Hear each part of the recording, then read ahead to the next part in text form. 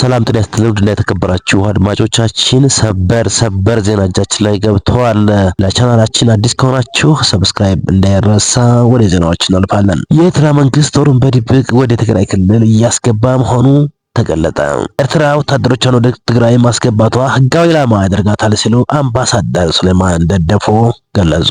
የኤርትራ መንግስት ከህወሓት ጋር በመቀናጀት ከባድ መሳሪያዎችን ወደ ትግራይ ክልል እያስገባ መሆኑ መጋለጡን ተከትሎ በሶማሊያ አምባሳደር ሱሌማን ደደፎ ጠንካራ ማስጠንቀቂያ አስተላለፉ።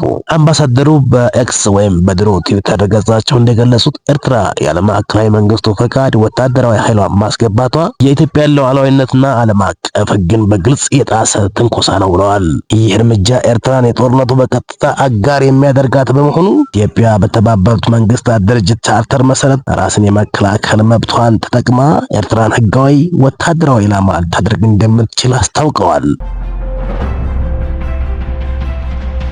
ውድ አድማጮቻችን አሁን የደረሰን ሰበር ዜና ይህ ነው። ሌሎች ሰበር ዜናዎችም ፍጥነትና በአስቸኳይ እንዲደርሷችሁ ላይክ፣ ሼር፣ ሰብስክራይብ ማድረግ እንዳይረሳ። እናመሰግናለን።